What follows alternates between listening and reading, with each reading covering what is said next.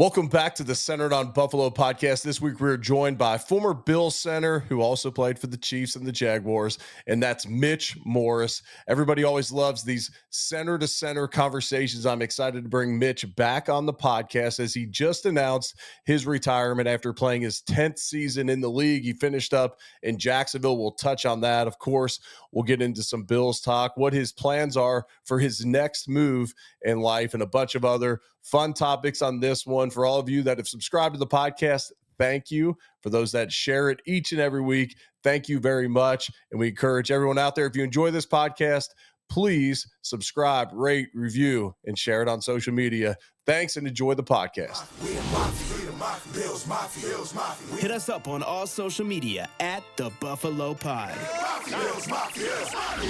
Mitch, welcome back on the podcast, brother. Dude, I appreciate you having me on. This is it's always fun. The listeners love the center-to-center talk. I feel like whenever centers come on, does big ratings. We asked for submissions of topics and questions on X, and it blew up. So I think people are excited about this one. But you just announced your retirement after 10 seasons. First off, congrats on that. What a career that you had. Did it the right way the entire way. Extremely proud of you. But how did you know it was the right time to hang up the cleats? You know, I kind of came to this decision midway through last year. Also know that I'm prone to making these kind of huge moves in my mind and then kind of acting on them. So I thought maybe just take a second, you know, and especially if you come to this conclusion in your mind and then you're dead set on in season, it can start affecting your play and how you do things in the field. So I thought, you know, let's just compartmentalize that, put that to the side, know that it's something that you want to do, and then see what happens. So kept playing, didn't change. Won a few games, didn't change. New regime came in, didn't change. And then they kind of came to me and kind of asked if I was up for kind of that culture shift at year 11. And listen, dude, I had a blast in Jacksonville. Of course, professionally, it wasn't what we wanted it to be, but there was a lot of good. The people, the camaraderie, the support staff, the coaching, just didn't work out, dude. And it wasn't because we didn't work hard or try hard or care about each other. You know, we can all point fingers, but ultimately we all had a part to play in how it didn't work out. And so long story long, we went to Disney, deliberated then, and then we kind of came back to Jacksonville. We had this dialogue and decided it was time. And I'll tell you what, I had my first football nightmare of actually having to go back and play. So that's how I knew I made the right decision. And it's been such a blessing so far. Well, I'm happy for you. You know, a lot of Bills fans at different parts of your career when you had the head injuries were concerned that maybe because of the head injuries that you would walk away earlier than most thought, you know, just from the outside looking in. Did the head injuries that you suffered in Buffalo, did those ever weigh on you and your wife, your family's decision to come back? I think it's a fair question, right? And it's definitely something you don't take lightly, right? I would say it's a complicated answer, and everyone who's suffered or sustained these injuries is going to have a different answer. For me, it was definitely something I wasn't looking forward to kind of traversing in the future in regards to possibly having another one. I am very confident in my health. I wouldn't have continued to play if that wasn't the case. Gotcha. You know, in this business, injuries, especially head injuries, weigh more so on your family and your significant others and people in your corner more often than it does yourself. Right.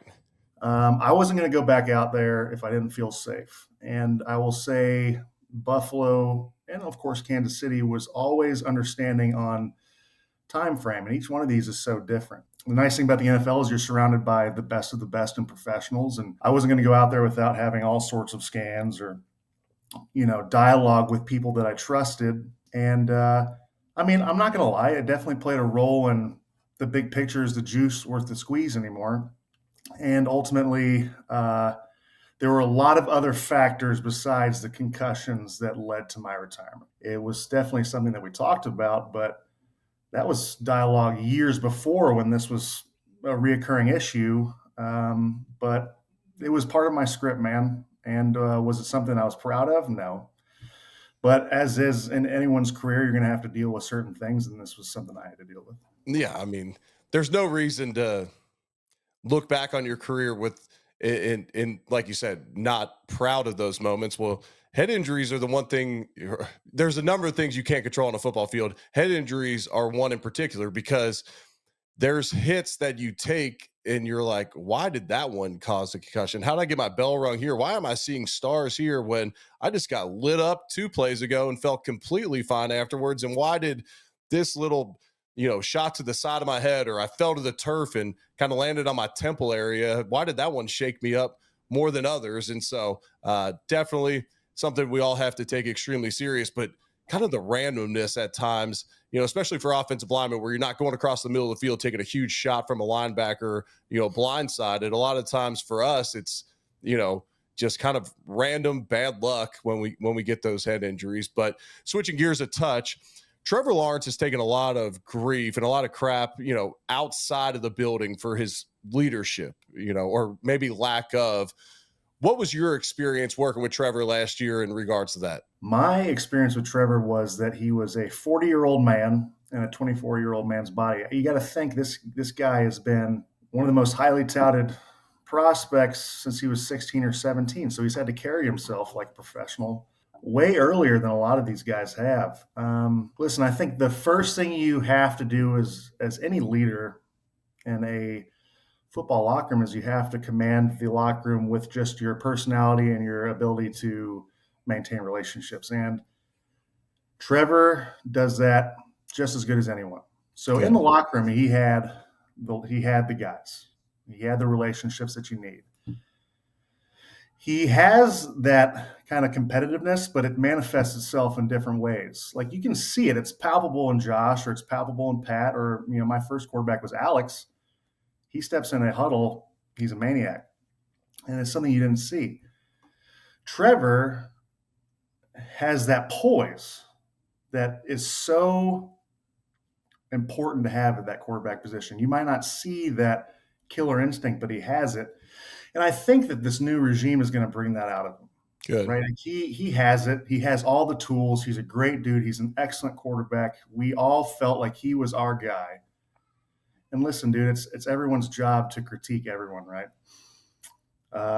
The opinions that matter, and this is what I told him, are in the locker room, and he's got the guys. So I think it's going to be a great transition for him, very nurturing. Not that the other regime wasn't, but he's going to have that voice, and he's had it. He just needs to let it loose. That's good to hear. He's a guy I've always rooted for. He always treated us in the media space extremely well when I was at ESPN and ACC Network. Him and Dabo, they're ranked number one in the country. No one else in the conference is even that good, but they treat the media the best. We always say that the best do everything well. And Trevor was always so great with us. He'd give us the most time of any of the quarterbacks in the conference. And like you said, he's been highly touted since he was about 15 years old. And so he's a remarkable guy.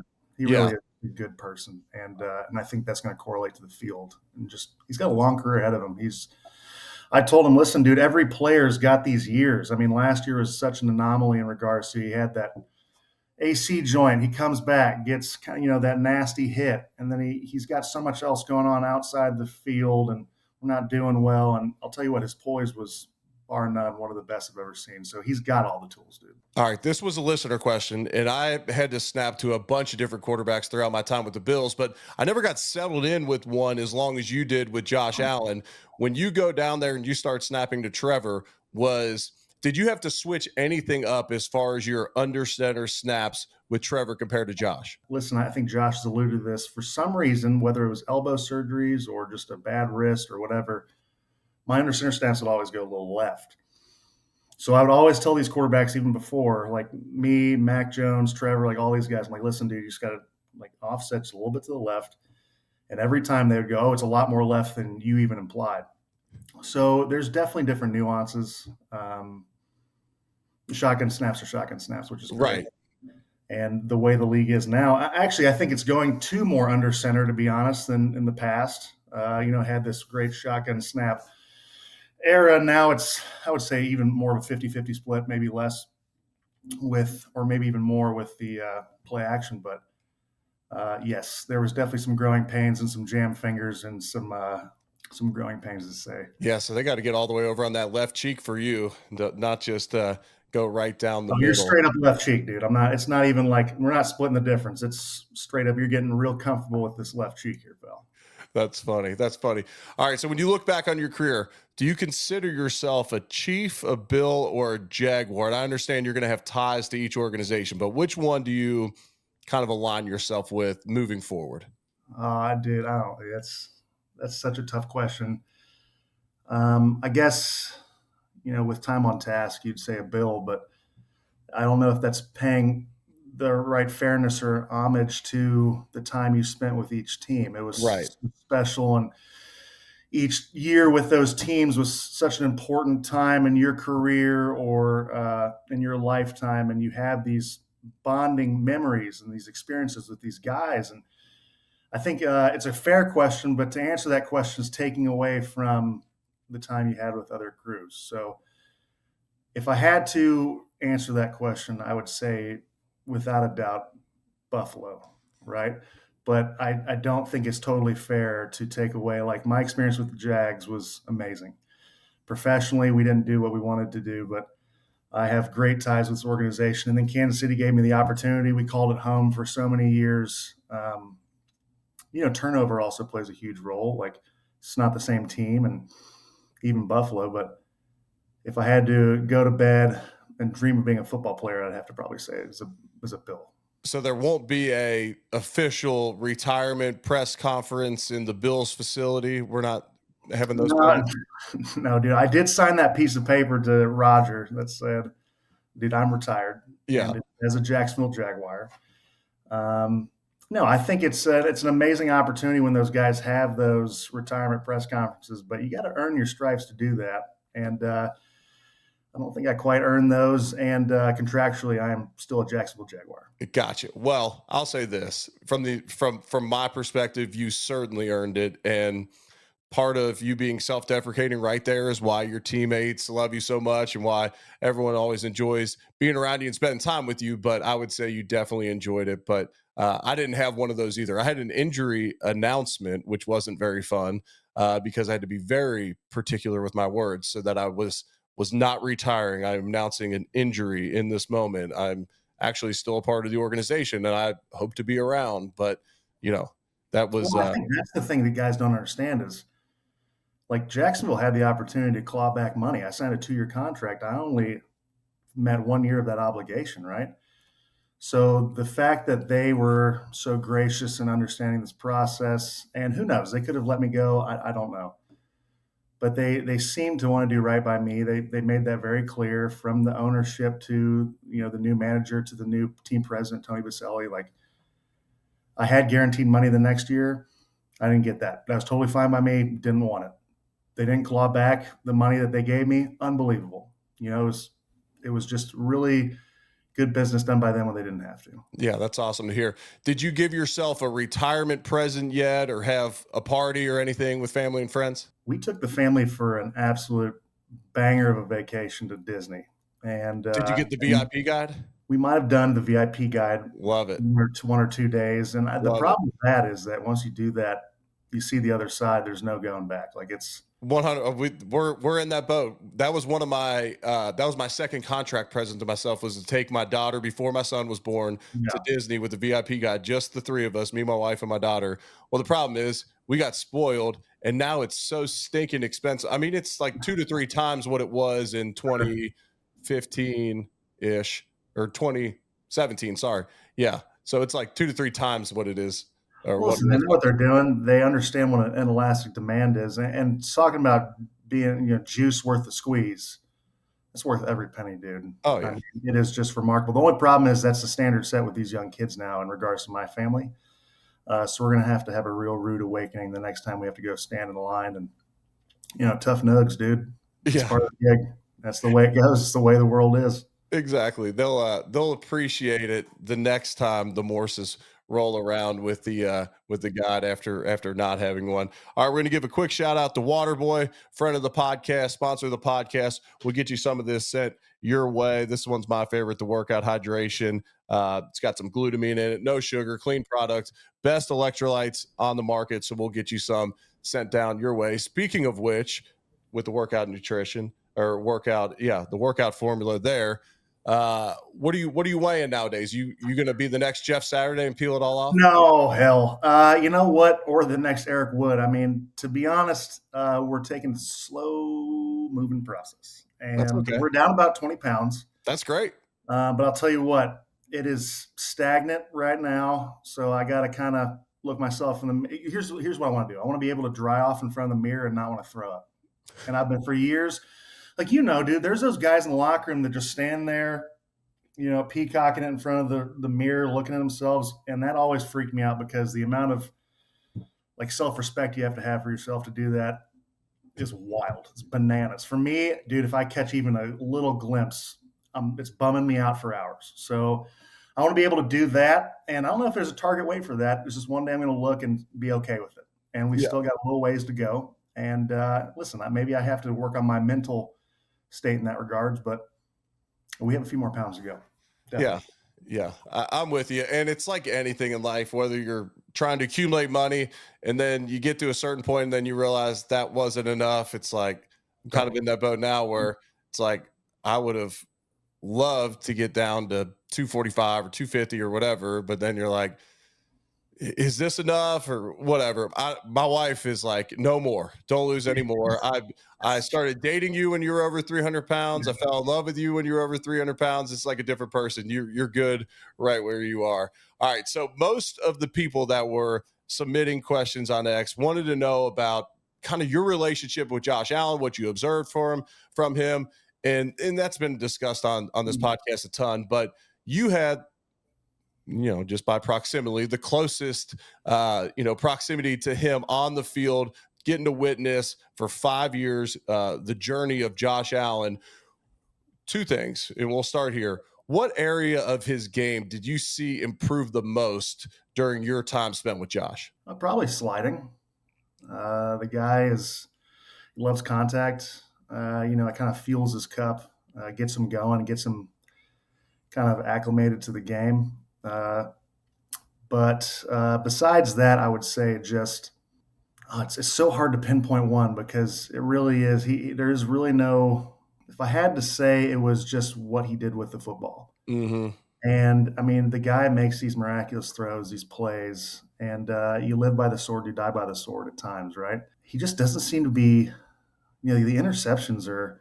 Listen, I think it's a part of the game. It's something you have to do. You have to find what works for you, what throws you're going to make, what you're not going to make in those decisions. And sometimes that takes weeks, days, years. And I mean, his touchdown interception ratios are a remarkable thing. And his ability to elude pressure too. I think, the guys last year put up all-time low sacks with the guy, and that's a testament to them. And it's also a testament to him. I mean, he's bailed us out so many times doing that. And it's almost not fair to put one aspect of his game that he's gotten better at. He's always been a remarkable football player, and just watching from afar last year was a whole different experience.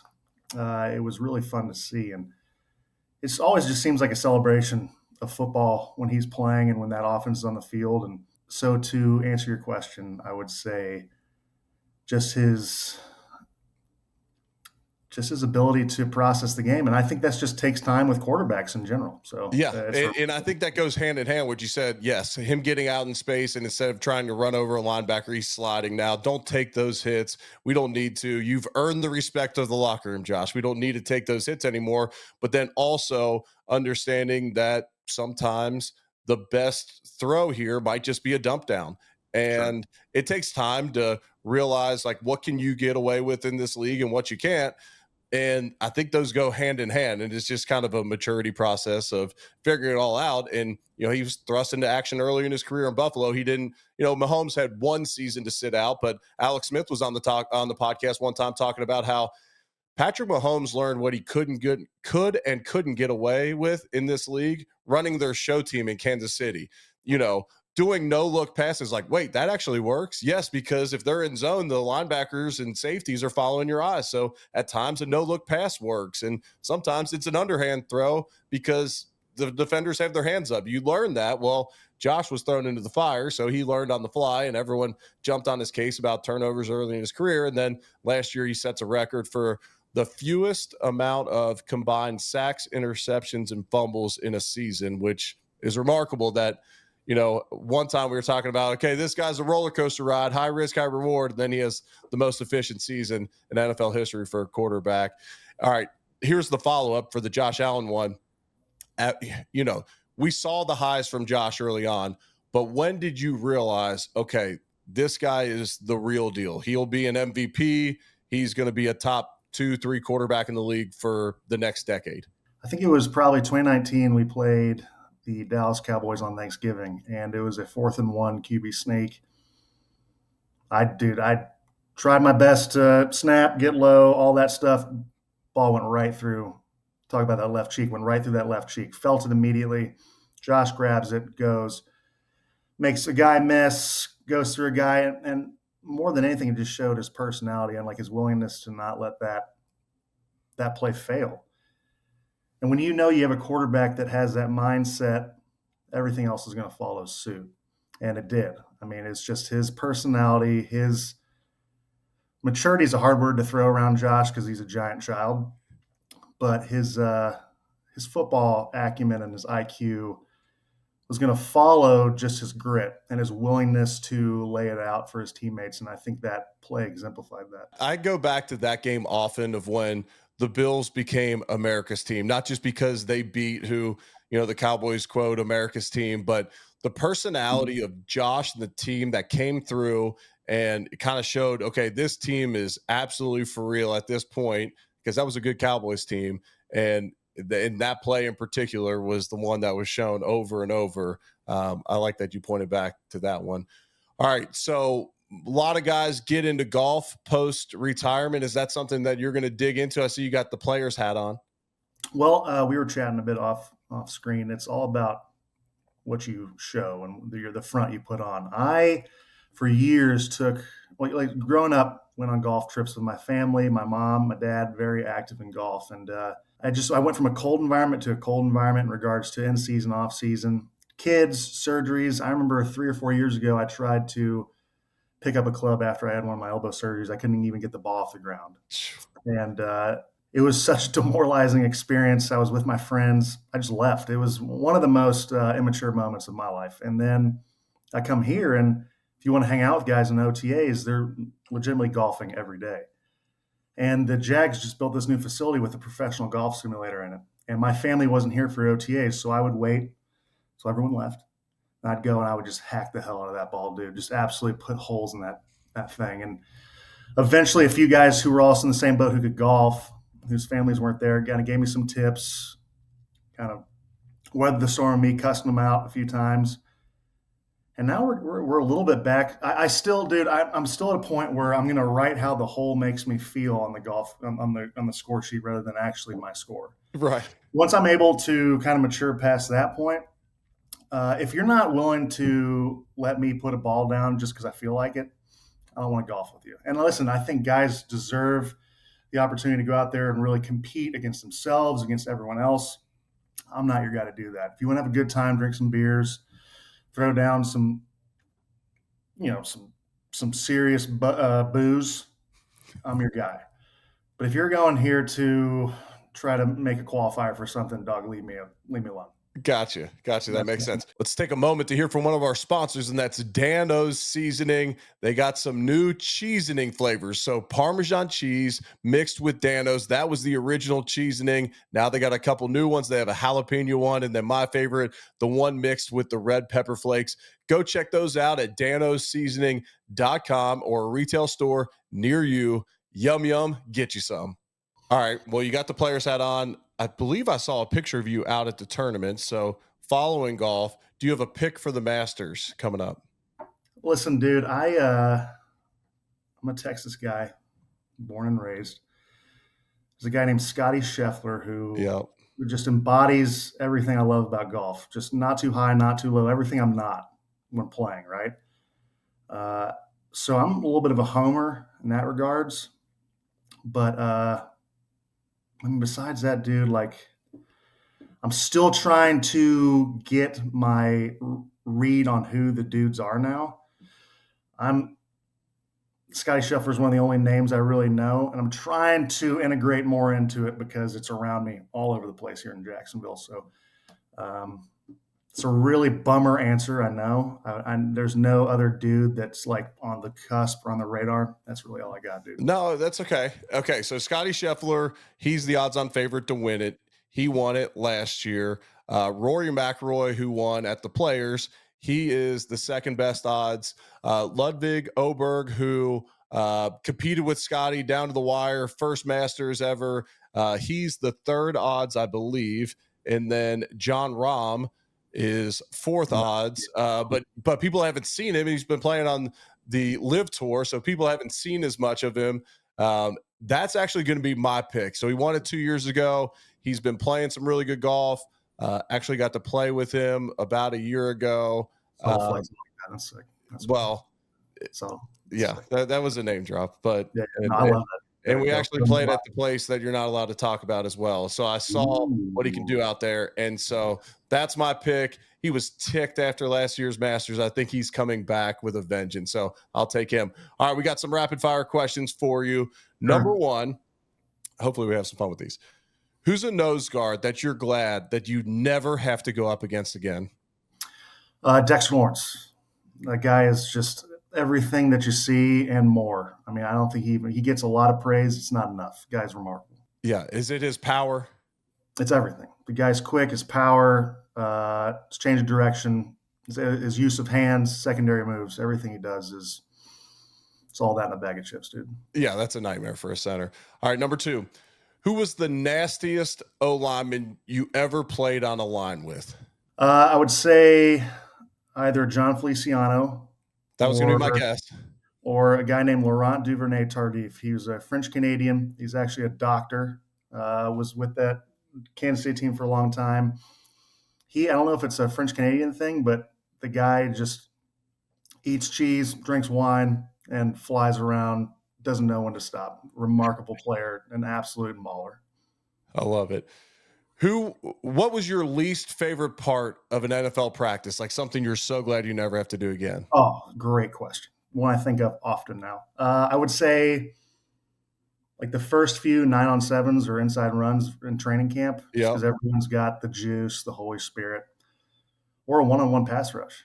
I mean, I played the old man card like you wouldn't believe the last few years. Come in, like, I don't know if I can do one-on-ones today. And they're like, all right, old timer, why don't you sit back and relax? And just even not doing it and having guys give you glances, it's going to be great. Yeah. Yeah. I figured that would be a good one as you're transitioning out to kind of focus on like, I am so glad I don't have to do that because there's going to be things you do miss, but one-on-one pass rush and then 9-on-7 to start training camp. So 9-on-7 is essentially the offense is running plays on the defense. It's generally ones versus ones, twos versus two, and they know you're running every single play. Sure. It's obnoxious. I remember we did a joint practice against the Browns. Oh, we'll miss those either. Yeah, go on. Yeah, sure. And we did 9-on-7 against them, and they had this huge nose guard. And I'm blocking back on a power, and he runs himself out of the play, but they had an end zone camera that was focused on him because he was their top draft pick. And so he runs up the field, runs out of the play, and everyone talked about how he blew me up on the play, which I'm like, it's 9-on-7, and he essentially rushed up the field like that. I did my job. It displaced the defense. But anyways, hated 9-on-7 for that reason. I'm like, why can't we just run play action? It's either a run or we could also run play action a couple of times, at least keep some people honest. Well, it depends on if your head coach is an offensive guy or a defensive guy. Like sometimes you can sprinkle in like a naked and it pisses them off so much. And you can just see everyone's eyes get lit up. Like that's one play we don't have to actually run the ball. And you get dude, talk about the things I will miss. It's running a play action in 9-on-7. Absolutely just crushes the defense's soul and gives you a play, not off, but I mean, kind of. Yeah, call a naked bootleg where we all just run one way and get the playoff. Yeah, those are nice. All right, last one for me. You had so many road trips, it might be hard to pick one, but what was your favorite restaurant while you were on a road trip throughout your career? Well, I'm a little bit of a nervous Nelly, so I rarely left the hotel. Gotcha. But I will say that as much as I hate playing the Patriots, Providence had some pretty good food. Besides that, dude, I just whatever hotel food had, it was such a bummer. That's a great question, and it's just dog shit answer. I got nothing for you, pal. No, it's not bad. So my first ever in-season road trip was to Providence. We ate at the Capitol Grill right there. There was always that Mm. Capitol Grill right by our hotel. Yeah, I'm with you. I was a real big steak guy early in my career, and then I read something or someone told me that steak takes 24 hours to digest in your gut, so maybe you should switch to like chicken or fish or something you could digest a little bit quicker. And I'm like, well, I've been doing steak for years, the night before college football games and all that, so I'll stick with it for now. And then towards the end, I switched it up a little bit and sold out. But yeah, I kind of went in waves with the going out to eat or not. When Ryan Fitzpatrick was there, everyone was going, the whole line was going out to eat with Fitz. He was, doing research on the restaurant. Then you'd have groups that didn't want to eat out as much too. So I wasn't like adamant about it in each spot. And then you also have to be careful. If it's a 1:00 game, you can't be like, okay, we're in Buffalo, as a road team, we're going to go get buffalo wings, or Kansas City, we're going to go get stuff our faces with barbecue. That might affect you a little bit the next day. Well, I will tell you what's interesting is when we played Buffalo this year, the amount of wings ordered to that hotel had to be in the thousands. I mean, thousands of wings. And thank God it was a 5, 6 o'clock game, because, dude, if we weren't, we'd be yakking up just hot wings, mild, just Parmesan, anything. It was remarkable. I'll tell you, it was a different experience going into that stadium as an opposing fan. Sucked ass. It's just, we got the dog kicked out of us too. So another fun thing is it wasn't fun at the time, but our plane got delayed like 4 hours. I heard that. We had to stay from the facility. I think the game ended about 8 or 9. We didn't leave the stadium until about 1:00. So Jeff Mazurek, shout out Jeff, opened up. He got me and Gabe and I don't want to get him in any trouble, but no one was there, no coaches, players, or anything. He snuck us into the Bills locker room, into the equipment area, and they have the little ramp into the little dungeon. And we might have drank between, 2 to 12 beers. Good for you guys. Crushed pizza. Came off a major loss with a monster buzz. Right. That just wore off right when you got home. So you just had a little bit of a hangover going into a short week where we ended up losing too. So, it was a fun experience, and you just got to find those little fun memories in those terrible times. No doubt. I had plenty of those throughout my career. That's awesome. And I'll tell you what, the equipment guys work as hard or harder than anybody in the building, and what they have to deal with. Those guys deserve a couple beers after a game. I'm telling you, they get into a city the day before. They got to go set up the locker room. People are complaining and bitching about everything, as far as, hey, why isn't this in my locker? Why isn't that? Well, you didn't pack it. Of course I did. Can you go look at my bag? I mean, what those guys deal with, and then even throughout the game to manage the game from an equipment standpoint, they deserve to have a couple beers after the game. And if you get stuck in a city, I heard the Patriots got stuck in Buffalo one time, and those guys really threw down too. So I think it's a common theme that if you get stuck in a city, you deserve to have a couple beers after a game. And listen, I don't want to get Jeff in any trouble. He followed all the protocols, made sure everyone was gone. And he's also, we're super tight. He's going to be my shaman I have a vasectomy in 2 weeks. So he's my vasectomy shaman. He's helping me out here, which I might be a little too much information, but listen, if someone's going to be messing with my D&Bs, I want all the information I can get. So I've been going around talking to the crew, and Jeff's always been there for me on and off the field. So I love you, Jeff. All right. So stick with the jock strap for at least a week or two, and then ice them up, relax. And if you can get through that first week without irritating them, you're good to go. I played pickleball and golf and walked 18 holes on that 8th day, but don't mess with it sooner, because I've heard nightmare stories. But and then what I've also heard, and I did this, go in for the recheck, because there's been many people that didn't go in for the recheck, and then you have the surprise, and then you have the whole, like, is it mine? I got a vasectomy. Well, you could put that to bed if you go in for the recheck and make sure all the swimmers are gone. We're going to be playing by the books on this one. Yeah. If anyone's going down there, we're going by the books. If someone's messing with it, I'm following all the P's and Q's. I'm reading all the literature. Believe me, pal. Well, good luck with that. Is there like a sporting event that weekend or something that you could just like sit on the couch for? I think it's I mean, the Masters is that next weekend, so I'll be in like day 5 or 6. But listen, Perfect. also another thing that people tell you is like there's two schools of thought. One is these dudes are like superheroes. I walked right out, went to my 9 to 5, and there's other guys who are like, I was down for 2 weeks. Yeah. So I'm really trying to feed my wife the information of the latter because she's only heard the former. Right. And God love her. I think she's totally understanding. But once those gals give birth once or twice, it's hard to tell them anything hurts. Right. She's my buddy, but I'm really trying to. She knows I'm going to milk the shit out of this too. So Yeah. Well, I'll tell you how it goes. Okay, good deal. Mitch, thanks for coming on. Proud of the career you had. We'll have to make this a regular occurrence now that hopefully you got a little bit more free time for a little while. And good luck. Whatever you hop into, I'm sure you'll be successful. I appreciate you, brother.